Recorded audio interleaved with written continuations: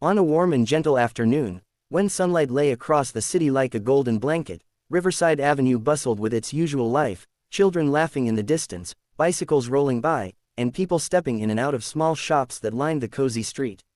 Amid this cheerful rhythm stood a little bakery whose windows glowed like a warm hug. The smell of fresh bread, butter pastries, and sweet pies drifted through the air like an invitation to happiness. But that afternoon, happiness was not what stepped through the bakery door.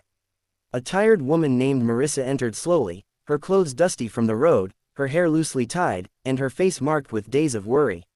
Holding her hand was her small daughter, Flora, a little girl with curious eyes that carried a spark of hope even though her stomach had been empty since last evening. For a moment, the warmth of the bakery made them pause. Inside, trays of muffins glistened with sugar, cakes stood tall under glass domes, and shelves were filled with golden loaves that looked almost too perfect to touch. It was a world full of comfort, but to Marissa, it felt like a world she didn't belong to.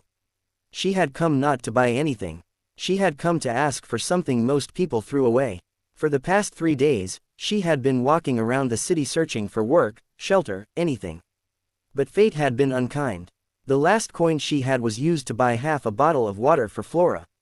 The rest of their meals had been scraps the universe offered them. With a trembling breath, Marissa stepped forward toward the counter.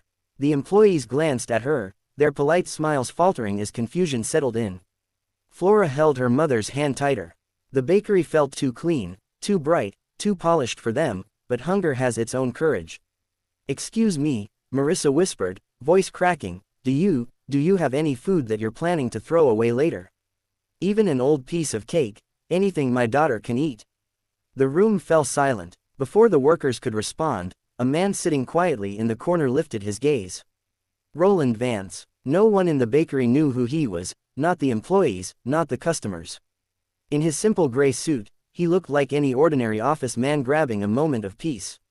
But in truth, he was one of the wealthiest businessmen in the entire city. He owned companies, properties, and investments worth millions. Yet wealth had not protected him from heartbreak. Years ago, he had lost his wife and little daughter in an accident that tore his world apart.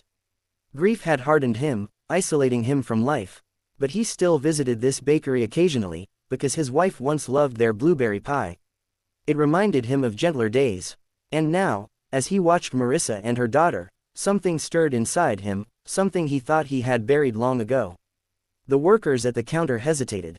Their boss had strict rules. No free items before closing. Their eyes showed apology, but their hands remained still. Marissa felt humiliation squeeze her heart, and she almost stepped back, but Flora's tiny hand reminded her why she couldn't. Just then, Roland stood up. He didn't speak loudly. He didn't announce who he was. He simply walked to the counter with calm steps. "Could you please pack that large fruit cake?" he asked gently. "And the fresh bread, and those pastries, and 2 warm meals as well." The employees blinked in surprise. It was a large order, more than one man could eat. But they nodded, rushing to prepare the items. Marissa watched, confused. She didn't understand what was happening. Roland turned toward her slowly, his expression soft, without a trace of judgment. "These are for you," he said quietly. "And your daughter." Marissa froze. Her lips parted, but no words came. Her eyes filled faster than she could blink them away. She wasn't used to kindness, not the genuine kind. Flora looked at the colorful cake, her face glowing like morning light breaking through clouds. But even then, she whispered, "Mama, can we really take it?" Roland nodded with a gentle smile. Of course. He didn't tell them he was wealthy. He didn't tell them he owned the building next door. He simply gave, because he knew what it felt like to lose everything. The staff, moved by the scene, softened instantly. One even added extra cookies into the bag without charging.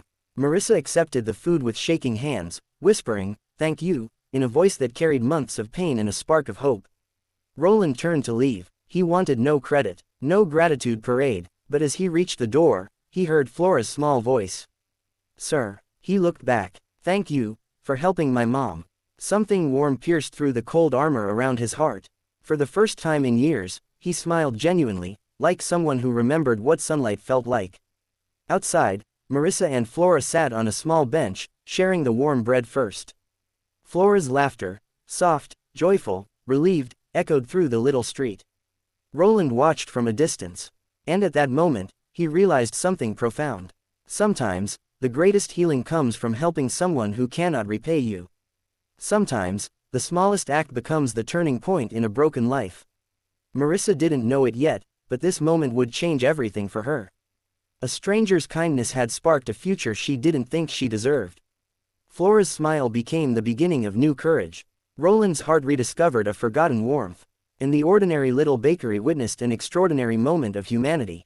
Because kindness, real kindness, does not need wealth. It just needs a heart that remembers what it means to be human.